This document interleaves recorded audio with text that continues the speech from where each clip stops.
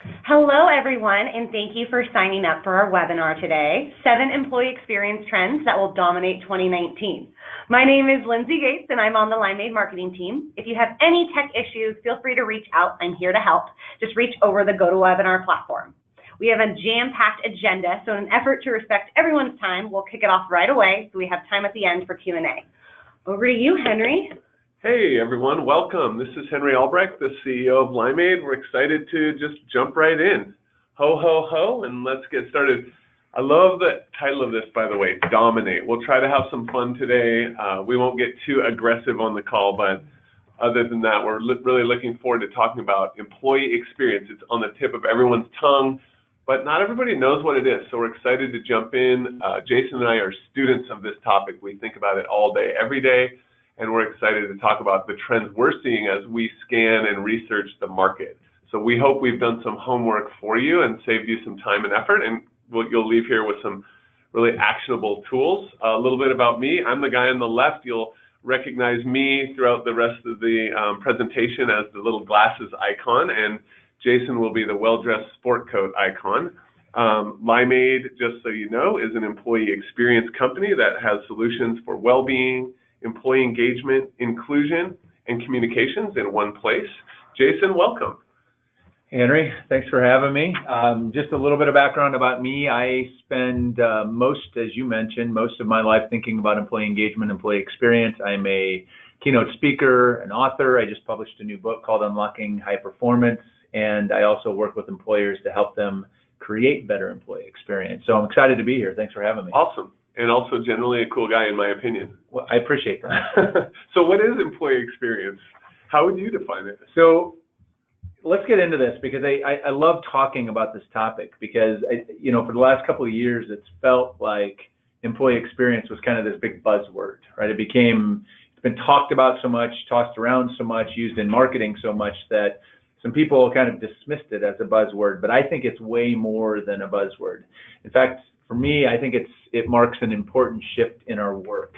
And I think 2019 is the year that finally we all get serious about it.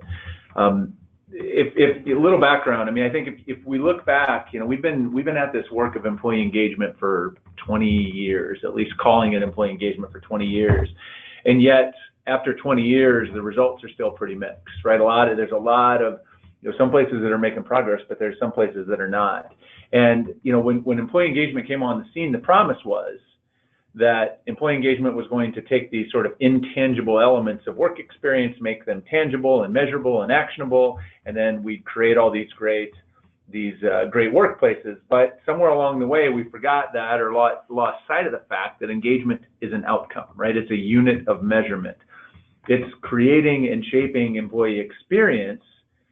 That's where our efforts need to be, right? That's where the real work is. And it's a little upstream of engagement then, right? Isn't it? Yeah, I think in my mind, experience creates engagement. A good experience creates engagement. A bad experience, disengagement, right? So that's what we're here to give me an example. To dig into. Well, we're going to spend all day talking about examples. Let's not get ahead of ourselves. All right. The good news is it's not just us, right, who's saying it's important. Yeah, that it's important because executives are catching on to the idea that employee experience is really where the work needs to be done. And, that makes for a great webinar topic. That's why we're here, right? Because everybody agrees it's important and almost universally we're bad at it. So see if we can help. Yeah, I like this because my MBA was mostly in brand marketing, and I think of this as very analogous to what we studied there, which is brands are these incredible emotional experiences. It's what people say about you when you're not listening, and you really have to curate a great brand experience. And I think we're here a little bit today to talk about how to curate a great employee experience so that when you're not around and you're not in the room and they're out on social media, they're saying good things about you because you've curated it. So I think the next thing is just the definition. So we'll start with how you think about it. What it is. Yeah, it's important to start with definition because in HR, I think one of the places we fall down a lot is that we use terms as if everybody defines them the same when they don't, or that definitions are missing. And so when I talk about employee experience, this is how I define it, what you're looking at right now, and that is the cumulative total of the employee's interactions with work over time that impact how they feel about their work and employer. And I know there's a lot in there, but this definition was one that I sort of extracted from some really well-established definitions of customer experience, because there's a lot more work been done there. So the example I like to use is, for everybody out there, think about the last time you went out to eat, out for a meal at a restaurant. How was the experience? First, think about, how was the experience, good, bad, or otherwise, and then think about why was it good or bad? Because the way you remember that experience is a result of a whole bunch of small moments that added together to sort of shape how you felt. Like how you were greeted, how the restaurant looked and smelled when you walked in, the lighting, the service, the food, all of these things. Every one of these interactions that you remember was a moment of truth for you that shaped how you felt about your overall experience, right? The best restaurants understand this and are very intentional about shaping those moments for you to create a certain kind of desired experience. And employee experience is no different, right? Those individual moments, that's what it's all about, those individual moments and how they make you feel. Right, and it could start at how you book your table, whether there's a napkin on the ground, like is there too much salt? It's every little thing. I think was oftentimes what's missed is we take the big blocking pieces, but we miss the little things. I view the opportunity here as, once we have a definition we can all generally agree on, and you can change the words around this, the opportunity though is then to add some purpose around it. And to me the purpose is, and to our company here at Limeade, is every day your employees should feel like you care. Yeah. And if there's care put into the experience and they feel it from their manager, their teams, their leaders, their peers, all of the things that go into it, they'll probably forgive you every now and then when you make a mistake or you say the wrong thing, because they know that you're investing across the experience, just like you forgive your favorite restaurant every now and then if they don't put enough ice in your water glass. So to me, it's the curation about it, and what that looks and feels like is kind of fun. So I put together this chart. You guys will see that I'm not exactly a graphic designer, but think about the first day your employee shows up. And what happens? Hey, is StartCo really different? Is this place I chose to work? Are the values and mission clear here?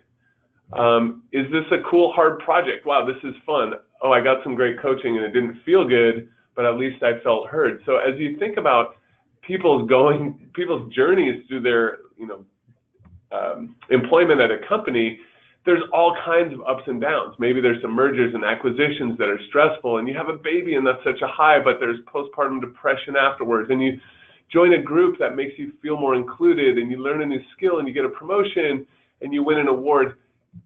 Overall, you want to see a generally uphill trend, up into the right trend on employee experience, so that when these people leave their company and they design their next chapter as a company, as an employee, they're generally saying great things and they've had a great experience.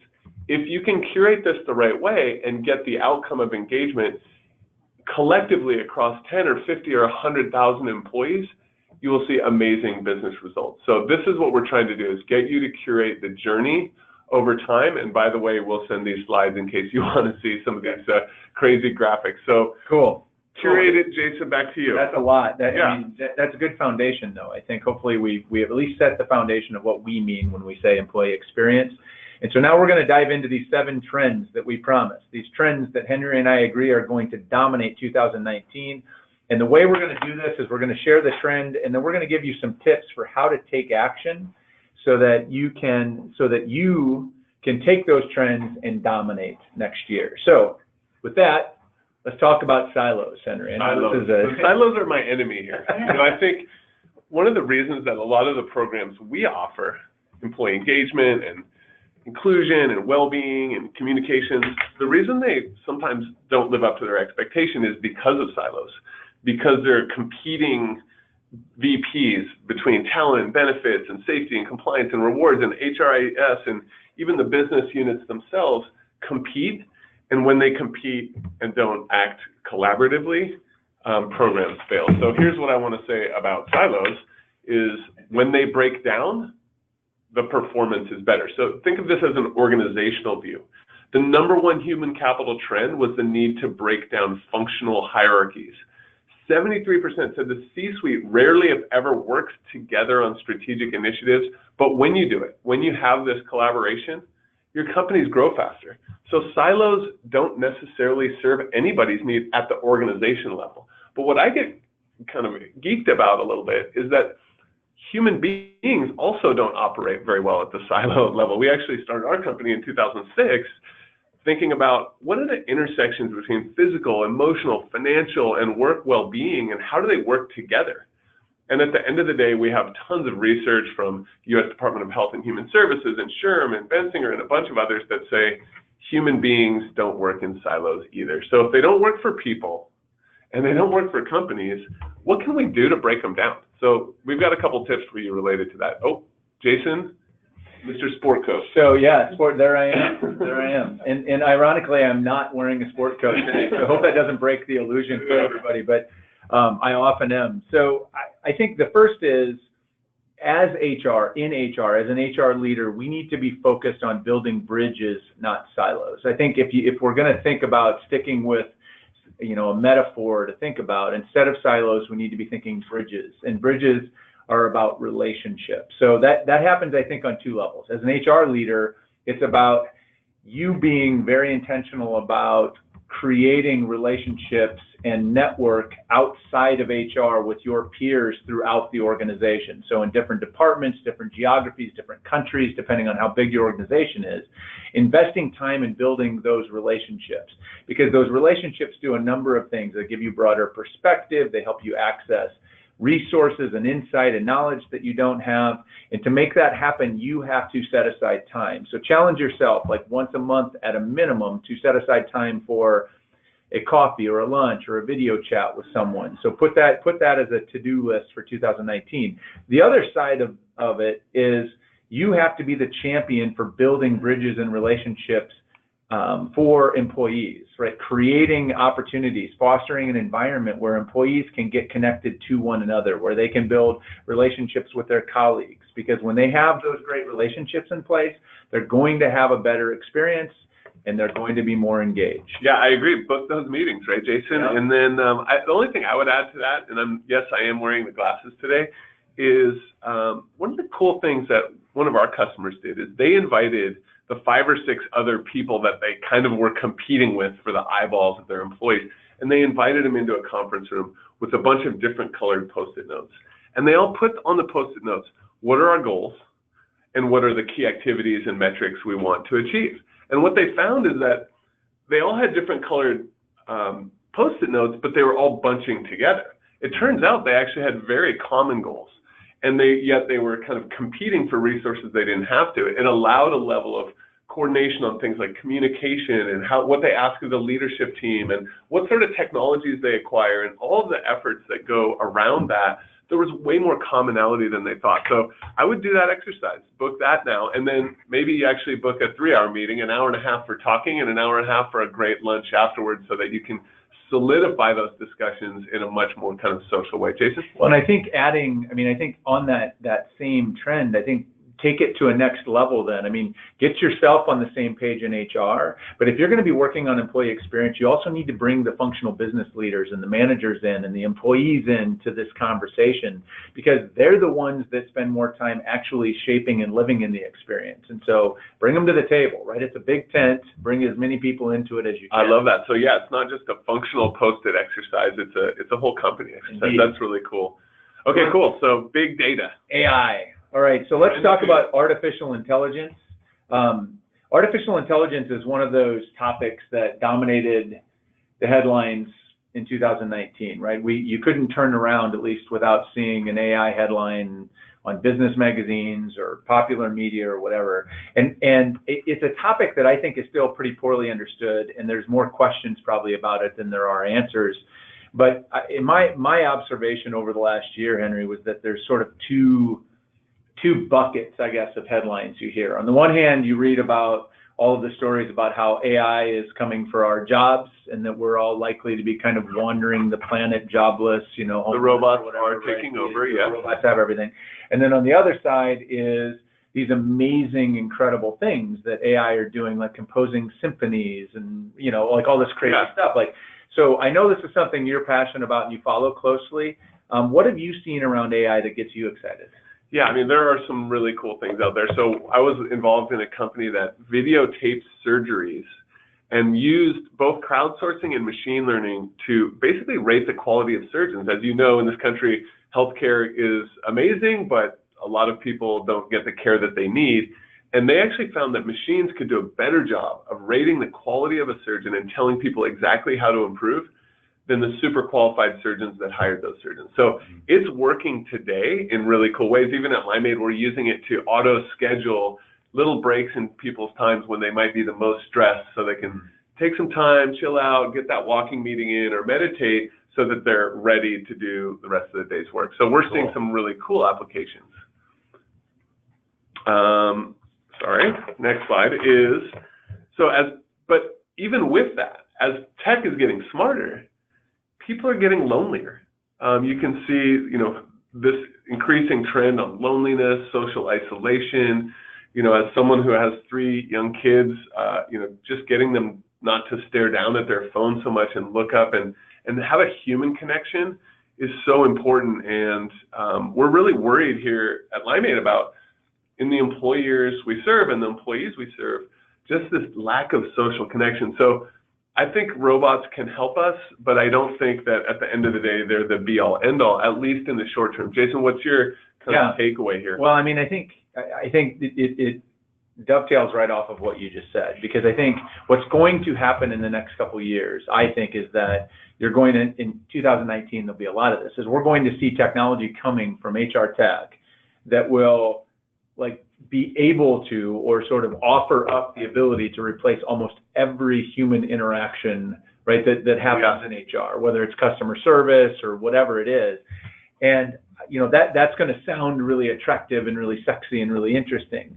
But I think that we have to not lose sight of the fact, and you alluded to this, that one of our most profound and important needs as human beings is for connection with other humans. And so technology can either help or can hurt that. And there's even some research that I know we both have seen, we were talking about it yesterday, that shows that social media use, even though social media is designed to foster connection, has been shown to increase feelings of isolation in some cases. And so I guess my suggestion to or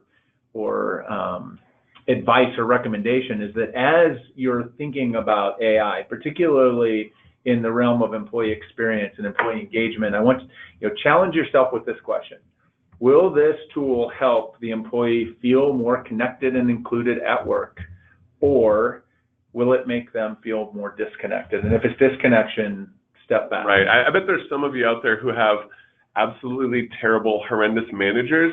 And for you, it may be that a computer could be a slight upgrade over what you're experiencing today. But for most of you, if you could have a manager who looks you in the eye and asks you, hey, what are you doing for the holidays? How was your weekend? And actually cares about the response with that human connection, it's so much better than what you're going to get from AI. I would just say, like many big trends, a lot of these things are overhyped in the short term and maybe underappreciated in the long term. So if everyone's saying, the machines are taking over completely in 19 and we're going to allocate our budget towards that, it's probably not the smartest move. But I do think some wise, stepwise investments in things like a common data infrastructure, common data lakes, common ways to get all this data together, you will thank yourself in 2, 3, 4, 5 years that you started getting all your data together in one place this year. So there's hype and there's reality, and you have to kind of selectively pick out the reality from the hype. Well, I think being a student, right? I mean, I think if you're going to invest this year, invest in becoming knowledgeable about what it is and what's happening, right? Yeah. So trend number 3. We're going to talk about, we can't talk about employee engagement without talking about surveys, right? That's part of the experience equation. And so as an employee engagement geek, I would say it is a great time to be alive. I'm excited about what's happening because as someone who is a geek about engagement and experience and whatever, there are so many cool tools, Limeade being one of them, but there's so many tools out there for impacting experience, surveying, measuring, analyzing engagement or whatever. And on the survey side of the business, there's so much advancement going on. I think there's just so many things you can do, and you can get sucked into the data, right? You can get sucked into the data. Yeah, and I think we're also seeing a bunch of interesting mergers and acquisitions in the market, right? All these huge software companies like SAP and Microsoft are saying, we want this data. And I'm wondering why. Probably because they think it's super actionable. But as we know, that the measurement, the data isn't by itself enough, right? I mean, I think that goes back to my earlier comments about for the last 20 years. I think we kind of bought into this idea that if we surveyed and measured engagement, that it would improve it. But measurement alone doesn't do it without doing something about it, right? And so I think we probably have people sitting out there, and I'm sure, Henry, you hear this from prospects all day long, where companies are doing surveys, and they do a survey, and then they come back next year and do a survey and wonder why their results haven't improved. And it's because the survey is like a ruler, right? It's a measurement instrument. Measuring the length of a board doesn't make it shorter, doesn't make it longer, doesn't make it fit better, right? It's just a measurement. It tells you a piece of information that you have to take action on. Yeah, what I'm hearing from a lot of the chief human resources and leaders I talk to in the market is that they're kind of conflicted, actually. They say, well, the CEO says we have to do a survey this year, and we have to know where we stand, and we have to get a baseline. And the prior one we've been doing that does that for the last 7 years is quote unquote stale. It's just the same old thing over and over again, and we're not taking action. Right. So on one hand, they have this urgency to do a thing. Right. But what they really need to do, in our view, is do that thing, but do it the right way. Otherwise, they're just going to get the same results. So the right way to us is it has to be done in a way that drives action, not just action, for the leaders and how they show up. It has to be about the whole person, how you support them. The whole company has to be involved. There has to be action with managers, leaders, teams, peers, networks, all the things that kind of create the employee experience. And it even has to connect into other resources. What if you find out that you're not innovating enough because people aren't feeling connected and included, and you have a whole bunch of underutilized employee resource groups? Well, you better actually take action to get those more promoted and more engaged. So we think a more immersive, action-oriented approach makes a lot more sense than, hey, let's just find a cheap-ish survey. Let's not worry about the doubling the price and driving action. Let's just do the cheap survey again. It's not working. No, and it hasn't been. We've been going to that well. I think though the missing a lot of times, and sort of what I'm recommending here is, like in your case where you talked about that CHRO who's got a CEO who insists on doing a survey. Like, that's not a bad thing. That's a great thing. You've got leaders who want feedback. They're engaged in the process. The problem is the missed opportunity I see in so many cases with organizations is that they miss the chance to talk about, use the survey as a way to engage leadership in understanding their role in shaping employee experience. Right. And so it's upfront before we step into this next, survey. Here's what this is going to look like. As a leadership team, we have to be committed to taking one visible, meaningful action as a result of the survey to validate the results of the survey. Because if we don't, the actual act of asking for feedback and ignoring it, well, I mean, like if you ask your wife for feedback and she gives it to you and then you just ignore it, like that is not going to end well, right? And so why do we do this at work? We keep doing it over and over. So wow, that just got really personal. Yeah, well, sorry, Henry, I didn't mean to bring that up. But twist the dagger. You have to get your leaders on board with understanding that. And once you get them excited about that or interested in understanding their role and experience and how important feedback is into shaping what action they do, it's all about action, not the measurement. Yeah, what our Chief People Officer, Laura Hamill, and I do, and what a lot of our customers are doing now is just take out your iPhone and have the C-suite film a short video of them saying, hey, here's why we're doing it. Why? Because we care. Here's what we're going to do about it. We're going to take your feedback and we're going to do a couple things about it. So to me, it's not about the survey, it's about driving the action. And what you want is, we hope, committed leaders and managers at every level and some supportive technology that automatically drives some actions, not just to managers and leaders, but to individuals who can take action on it. So I would look for that technology as well.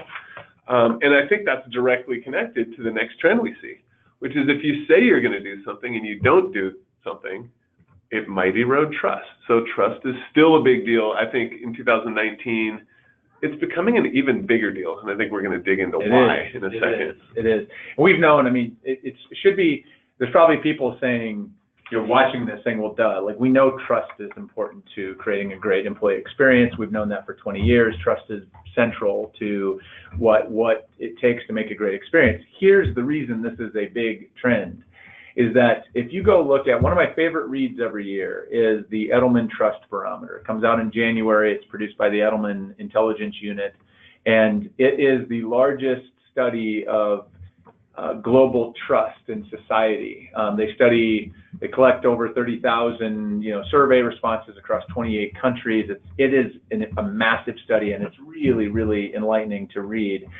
This year's 2018 was enlightening and terrifying for me, anyways, because on the one level, global trust had sunk enormously last year, didn't improve this year. It's as low as it's ever been in the 18 years they're studying it. So that's globally. Let's talk about the U.S. The U.S. is almost at like a crisis level of trust. Over the last year, from 2017 to 2018, there was an aggregate loss of 37 points, which is what you're seeing here across the 4 organizational categories that they measured trust in, which includes business and government and media and others. And so that is huge, but even worse than that is that trust amongst the informed public, what Edelman calls the informed public, which is a lot of like the employee base that we're recruiting or pulling on, it dropped 23 points on the informed public from 2017 to 2018. Trust in informed public is dead last, 28th of the 28 countries measured in the U.S. And so here's the thing. Bad news is, trust has been broken, and it's pretty badly broken in the U.S. broadly. And so the upside of that, though, is that I think people are looking for someone to trust, right? They're longing for someone to trust. And I think as employers, they really want to trust us. So this, I think, represents an opportunity. I think the good news for so I don't think we're getting into the root cause of this, nor do I really want to have that webinar. Not before the holidays. Let's keep it divisive or non-divisive. But I would say this. What this means to me is something I'm really excited about, which is the role of the employer has never been more important. And the employer is taking on a much bigger scope in how you show up. We're looking at things like how we show up in our community, how we do our volunteering days, how we get connected to charitable causes. And people are always looking for purpose and meaning. And now we've done some research on what are the cultural attributes that matter most in supporting your people and basically in caring for your people. Earlier, we talked about the importance of care in the employee experience. We're looking a little deeper now. What are the cultural attributes that determine care? And in our research, we found about 10 attributes that matter, but in the top 4, 2 are explicitly related to trust. One is, are you trustworthy? Are you going to show up like that ride-sharing company with some ethical challenges? Are you going to show up, in the news with tons of harassment complaints? Or are you going to show up as someone that has a trustworthy brand? And also, do you trust? Do you empower people, or are you too siloed and bureaucratic? So trust not only shows up explicitly in reasons 2 and 4, but it's kind of implicit in the investing in your employees and valuing the whole person. Like, showing up as trustworthy also means just showing up as human to your people. So we're really excited about trust, especially given the rampant distrust in our social and political institutions in 2019. So take it seriously. And I'll start on this one. We'll start glasses on the bottom first is show up as human, laugh at yourself, show up as real, sit down with the line workers if you're in the C-suite and ask them how they're doing and what their ideas to make the company better are. Just being real goes a long way here. Well, and the thing in that, though, that I'm sure, you have, you're building a human company and you're teaching other people how to do it. So it's sort of natural for you. I think you understand. But what I've been shocked by is how many executives sort of have seemingly forgot how to be human with their employees. So, I mean, if you're HR, you have to teach, you're going to have to help them, like make it safe. You might have to support them in learning how to be human and show up. And I think part of how we can do this too is transparency. Transparency used to be kind of a strategy almost for how to build better cultures. And I think now it's becoming a requirement in the age of social media where the walls are all transparent, right? It's a requirement. And so you have to become transparent. And I love how Stephen Covey in his book, The Speed of Trust, defines transparency as telling the truth in a verifiable way.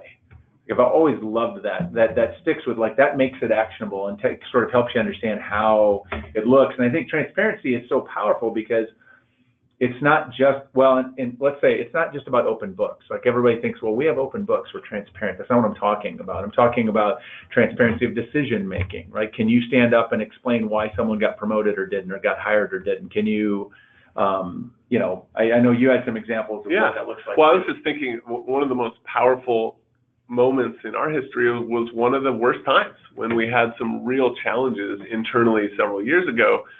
And I really didn't know what to say in the company meeting. And I stood up there in front of everyone and said, I don't know what to say. We're facing real challenges. Here's what they're all about. I hope you guys understand that we're figuring it out and we don't know the answer. I think in a weird way, even though I felt it was maybe our lowest moment, a lot of people felt that was our highest moment.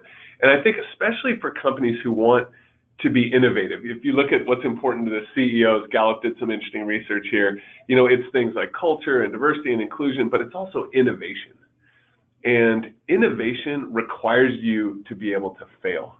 And if your C-suite or your leaders are not, even your managers, aren't willing to show up as failing in front of the company and as human and maybe frail, you know, with human frailties, you're not going to get innovation. So don't try to have perfection.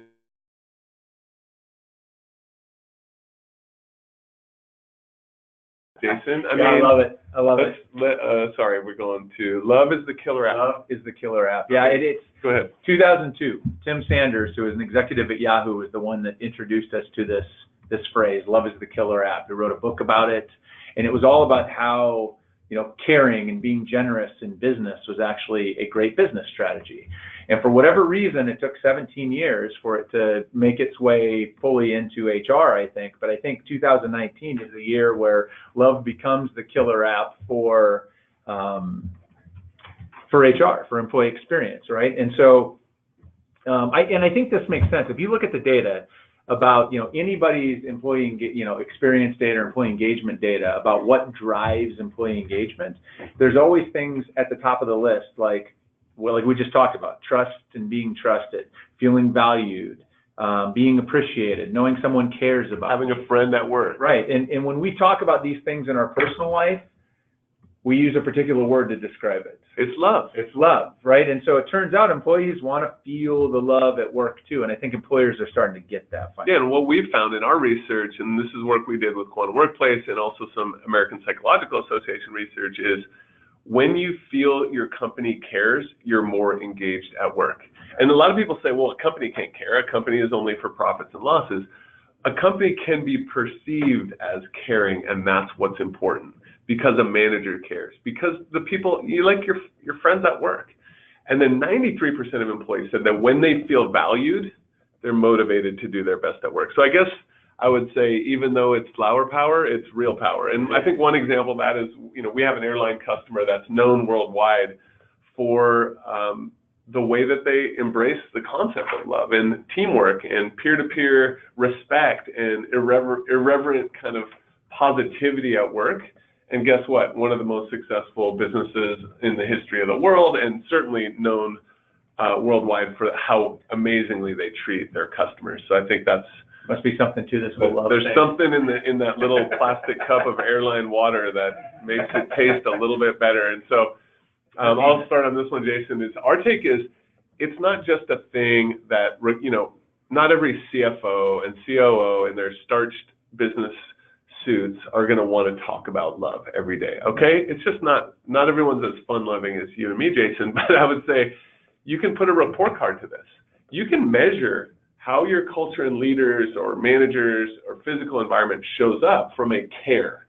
So translate the word, you know, love to care, and say, just build a report card for that. And you can absolutely measure that. And you can give yourself A's through F's on all of these. And frankly, you don't have to have straight A's to be a great company.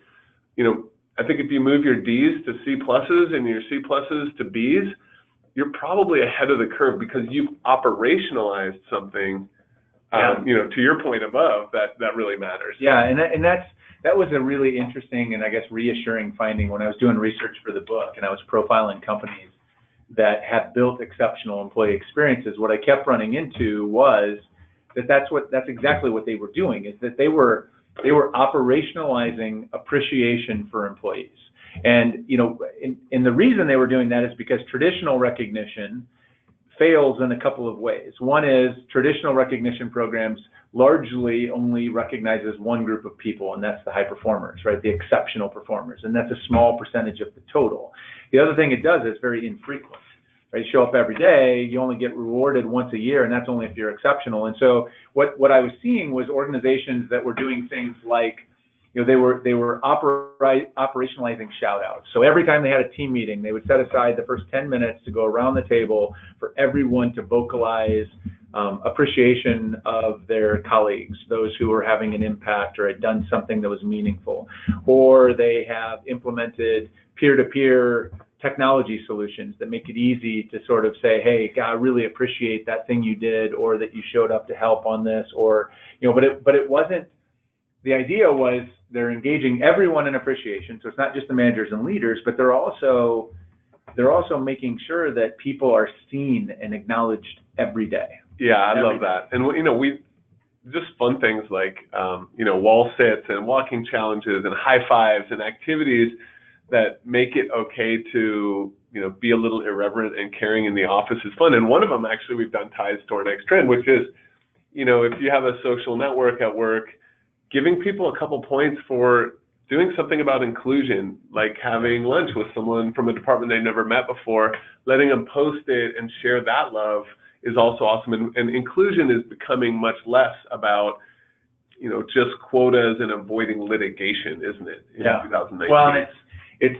I love the extension. Like inclusion is an extension of love, but it's not just loving me when I, in the times that I fit your mold, but it's loving me all the time and loving me even when I'm different and annoying and causing conflict, right? That's really at the heart of it. I think this is important, and I think there's movement here. In 2019, we're going to see that happen because organizations have been, I think, making progress on diversity. The numbers tell us we're building a more diverse workforce, I think, in our organizations. The problem is we're still in our infancy around inclusion, and without an inclusive culture, it's really tough to retain diversity, let alone actually take advantage of it. Yeah. One of my favorite CHROs in the world said to me after I gave her, credit for saying, wow, you guys are like the number 2 or 3 most inclusive and diverse company in the world. You've won all these awards. You must feel great about that. And she said something really kind of cool and humbling, which is, basically, even the best company in the world has a long way to go on both inclusion and diversity. So I think that we're starting at a pretty low place, but that means, again, just like with our trust, we have a lot of upside to go. Yep. And you might ask, well, why is this important? We just, fresh off the presses, have some cool research we've done internally that shows that when people feel included, they're 38% more committed to their organization. I thought that was really cool. Yeah. We all are in the business of commitment, right? We commit to our employees and they commit back to our companies and go the extra mile. So that was cool. We also saw really strong statistical connections between inclusion and well-being and inclusion and employee engagement. So I guess what we're saying here is beyond diversity, getting people in the door, show that you really care about being inclusive to them, because it's not just about training. You have to build behaviors as a team, and it's not just about individual inclusion. It's about doing it as a whole culture. For sure. So here's the business, here's the case for an inclusive culture without reading them all. Basically, financial targets, performance, innovation, and business outcomes all are directly connected to an inclusive culture. And you'll get these slides afterwards, so you'll be able to read this amazing Deloitte research on your own as well. And I think of it kind of, how does it show up day to day? Well, like I've done a few times to you today, Jason, I interrupted you, but maybe sometimes we fail to communicate to the team. Maybe we make assumptions about what the employees need instead of pausing, giving credit where it's due, even if the person who came up with it isn't in the room, naming them to the other people who might not know them, and then reaching out to remote employees monthly. This very room is something I do that. We have a call with all our remote employees every month, and we have a little table tent on the table that talks about how to have inclusive meeting habits when you're on the phone with people. Webinars are a little harder because we have a chat window, but not so bi-directional. So I wanted to give some specific examples. Actually, of that. So we have a introvert extrovert brown bag lunch that was spawned by one of our software engineers and she just said, hey, I'm a super introvert, but I'm kind of curious about what this extroversion is like. Let's get some people together. Or we have a random lunch mix where people are just assigned someone from a different department that they would never probably go to lunch with, just to understand what their job's all about and to develop some empathy. We've seen some amazing innovation come out of that. Like, oh, you have a problem? I think my department could help you solve that problem. Even putting a balloon up, we were at one of our customers yesterday, and they were welcoming 150 new people into a new office where they were combining kind of a health management group with a emotional behavioral group, and they put balloons up at all the new people's desks so that people would cross-pollinate and introduce themselves. So it doesn't have to be rocket science to do this. Yeah, and I think, so I mean, I think all of this, it all starts with, again, like we started this whole webinar, like getting clear in our language, being clear about what we mean when we say inclusion. What do we mean and why does it matter? And I'll give you credit. I'm looking at your table tent right now. You have a definition of inclusion on the table tent next to your inclusive meeting tips. And so you don't need to have the, you don't need to have the executives involved necessarily or driving it, but start somewhere. Get something written down and then start getting people's feedback. Make the process inclusive. Just the process of defining it will help you actually make progress on being more inclusive. Yeah, I think my take here is actually a little bit more direct and maybe a little more blunt. I was sitting with the VP of Human Resources of one of our customers, and they were really struggling finding a couple $100,000 of budget to have a real robust software-based approach to inclusion. And I was thinking, I like to help people find budget. And what's the question I'm going to ask? I asked, at the VP level alone in your company, how many millions of dollars did you spend last year on litigation of sexual harassment claims? And it was a big number. Maybe 10 times more than what a proactive preventive approach would be. And so just like in health and wellness and other areas, like an ounce of prevention is worth a pound of cure. And can we go a little bit upstream, please, and stop having these disgusting settlements of paying, these leaders $50 million, even though they acted in really weird ways. So I would just shift some of your spend, and let's make this real. Kudos to CBS, actually. I did. I saw that today. Like no severance, just you're done, fired. You violated our policies. Yeah. So lastly, we're going to home stretch. Number 7. Okay. Number 7. We're going to talk about purpose and the importance of purpose to employees and to work. And this is one of those things that again feels a little like kumbaya sometimes for people, but there's some very real stuff underneath this. For example, there's a new study just published recently by PwC, Imperative, and CECP that found that 7 in 10 employees, so 70% of the employees said that they'd consider leaving their job for one that was more fulfilling. And 1 in 3 of those people said they'd go even if the pay was lower. So purpose matters, and employees are going to vote with their feet and leave us if we don't figure it out. 100% agree. In fact, this is just an illustration from one of my favorite authors, Barry Schwartz. If you ever want to give a short business read to someone, his book, Why We Work, is great. And I love it also because it's under 100 pages and I can actually get through it. But it's all about redefining a job into a career, into a calling. One of my favorite examples from Barry is a janitor in a hospital. You could write that person's job description as, I clean up, fluids and messes in the hallways, and I punch in at 9 and I leave at 5. Or you could say, this is a place where families come to support their loved ones in the most challenging times of their lives. This is where people are suffering, and your job is to create a clean and safe and caring environment for those people. Just the way you reframe a job description can be much more about calling, and there's meaning in all work if you believe in it. So we want to make sure we help people connect to that purpose. So let's look at some purpose statements, and this is where I think we come full circle to that statement about an employer brand. So the statement on the left, like, give customers the most compelling shopping experience possible, or this is my favorite one, accelerate the world's transition to sustainable energy. There's nothing about making cars in that. That's really about changing the world. Or, ours, I'm a little biased towards improving well-being in the world, and my last company, Intuit, powering prosperity. None of these statements really have much to do with the products they sell. They're connecting people viscerally to something bigger than that. And even if you're, if you're pumping gas at a gas station, maybe you're helping people get their kids to school on time, or something that has more richness and meaning, and managers and peers and leaders can connect to that every day. So my takeaway here is make sure that your company's why shows up every day in every behavior. Easier said than done, but that's what we're trying to help people do, is connect people every day to the mission and values of the company. Yeah, and I think what I found, again, back to research in the book, was that purpose is really important to experience and driving engagement and performance. And purpose can exist on two levels. There's the organizational level, which is what you just talked about, which is my organization doesn't suck and does something that matters in the world, like we care about. And so every job inside of that container has purpose. But then there's also some organizations I found that are doing some really cool things to help individuals discover their own purpose, right? So like one company does, as part of their orientation, they have their employees do an actual like values card sort activity to identify their individual personal values. Right. And then they help them sort of make those known if they choose to, but then also to help them connect those values to their work and to their organization's values, right? To create that individual alignment.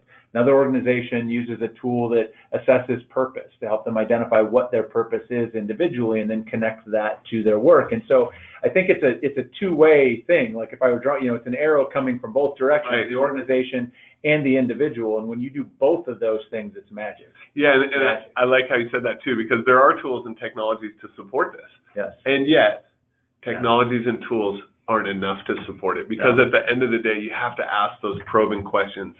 Not just, why are you here? Oh, for the paycheck, and this is a good job, and I like it. No, but why? No, really, why? Right. You as a person, as a manager, right. If you can get to the right level of why, it opens up so much more kind of trust and connection to what you're doing. So, absolutely.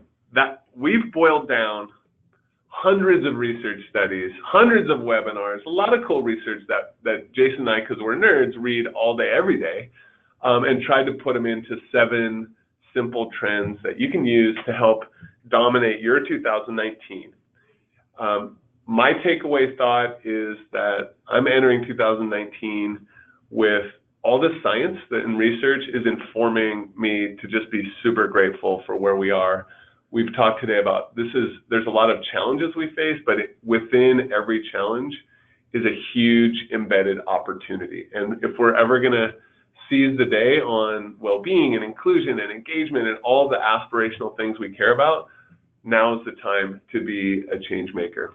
Yeah, and I agree. I think if you care about creating a human workplace, if you care about creating an employee experience that truly unlocks, unleashes people, human beings, to do their best work, 2019 should be an amazing year. Like to your point, Henry, we have more tools, more resources, more knowledge, and we've got more momentum than we have ever had before. But here's the thing. It's not going to happen on its own. The people on the other end of this webinar, you have to make it happen. Your organization needs you to lead boldly into 2019. Otherwise, you may be left behind. So double down on employee experience, right? Get into the work, and your employees will thank you for it, and they will reward you with epic performance. Build that journey from day one through every day, and identify the behaviors and habits and silos you're going to break down. Create an action plan and book those meetings we talked about today. So you can do this. And if you need tactical help, Jason and I are here for you. Jason at jasonlauritsen.com, and you can just see his website, jasonlauritsen.com. You can get me at limeade.com or Henry at limeade.com. Send me a note if you missed anything, if you want some follow-up, if you want some of the research that's behind this. This is a community we're building. We're changing the world together, and we're here for you. If you need any help or support, we're going to say thank you now and get into just a couple of the Q&A questions that came up. And have a wonderful holiday season. We're grateful for your attendance and your time and attention today. So here we are. There we are. Thank you. So the first one I saw was define employee engagement. I'll just say that'll come in the slides that we send afterwards. We have, Jason had a kind of a well-written description. The common English way I think about it is it's the sum total of every single interaction your employees have throughout the journey. And then the layer we would put on top of it is put some purpose on top of it. Take that experience and say, what do you want to be infused through that experience? And the word I like the best is care, because the science tells us if people feel cared for, great things will happen in terms of engagement and business outcomes. Yeah, this one, maybe you I use like my definition of engagement is that employee engagement is the degree to which an employee is both willing and able to perform to their potential. And I think one of the things that gets lost in all of this conversation about engagement and experience is that it has to, and this is why my book's called Unlocking High Performance, is that it has to connect back to performance at the end of the day. The business imperative is performance. Without performance, organizations don't need to exist. And so we always have to be, it always has to be in context of connecting back to performance. And I believe all of what we've said today is about putting a turbocharger on your performance. I agree. We sometimes talk about, and by the way, I failed. I answered the wrong question. I answered experience, so I will answer engagement too. But we talk about both the engine and the fuel. You know, engagement is the engine that drives the performance of your company. And we sometimes say well-being is the fuel in that engine, right? If you're burning out or suffering, it's really hard to have that engine humming if you're running out of gas. But the way Limeade defines employee engagement is a deep sense of connection and purpose at work that leads to extra energy and commitment. So it's a little bit upstream of that extra work and effort. It's actually about your connection and purpose. So Jason, do you want to take the second one about EVP? You probably have studied that term. Employee value between employee experience and employee value proposition is the question that we're looking at. And I think, so in my opinion, employee experience is the interactions and the moments, and it's the day-to-day experience I'm immersed in. I can't use experience to define experience, but it's the interactions and moments that impact me every day at work, that impact how I feel about work, which impacts then my engagement and my willingness to give my best, or whatever, my ability to give my best. Whereas the employee value proposition, in my opinion, is more about being clear about your articulation of what you are able to give the employee. Like, what does the employee get out of working for me? Mm-hmm. And so the experience is the interaction, whereas the value proposition is often sort of the things of tangible value that comes out of it. Yeah, that's how I've always thought about it. Yeah, I think it's good that we're spending this time and effort on defining a curated experience. I think instead of saying, let's define an employee value proposition, I like to say, let's start with what would make everybody feel connected and cared for. And then at the end of the day, the value proposition can be, I think historically it's viewed a little more transactionally, like what are they giving us and what are we giving them? Yeah. And I think we can up level that a tiny bit. So I love the word moments too. Like there are some moments, and we're doing research on this right now, there's some moments that have more valence than others. For sure. Your first day, that's intense. There's a lot of emotion around it, probably a lot of stress, and you're going to tell every single one of your friends how it went. Right. So the first day, the first 90 days, there's a lot of valence in those that maybe, matters more. Or when you tell your boss that you're thinking of having a baby or you're pregnant, like that's a huge moment. And if your managers are trained to respond in the right way and be supportive and connect you to your flexibility policies and your resources and tools, that can go a long way to them thinking, man, am I going to want to come back after this baby or not? So think about not just the sum total of the moments, but the valence emotionally of those. And that's why I love that, and this came from, it's in customer experience design, is that idea of moments of truth, right? Because not all moments matter, but moments of truth are the ones that for you are the most meaningful. And that's what makes, we have the next question up here is why do we have to work so hard to make this happen, and why don't more people care about it? And I think that is a brilliant question, because it hurts my heart every day that we still are having these conversations. But I think part of it is that I think part of why we have to work so hard is because it's individual, it's humans. Yeah. Right. And so what the moments that matter the most to me are different than the moments that matter the most to you and everyone else. And so that's hard. But I think on the other side of it, it's just that we haven't done, I think in HR, we haven't done the work to really help connect to people as individuals. You know, help leaders understand it on a gut level. It sounds like that question is coming from a very empathetic person, but it's not. And I think we've covered a lot of that brain and heart side today. Yeah. My answer to this is you also have to have real hard ROI data. You have to have real-time dashboards that show how you can connect these concepts of trust and care and engagement and well-being linearly to people quitting your company, or linearly to performance, linearly to sales and customer satisfaction. So I think that is an investment. We talked about big data and AI. Getting all of your employee data in the same place as your performance data is probably my only recommendation. And the last question, the one we're going to wrap up with as we head out into the holidays is, Jason, what are you going to do in the next 2 weeks to refresh and be ready to dominate in 2019? So my office, our business consists of 2 people. It's myself and my wife. And our business operations will close at the end of the day on Friday this week and will not reopen until January 2nd. And so we are unplugging and going to take some time just to hang out with our kids, enjoy the holidays, and refresh. That's awesome. How about you?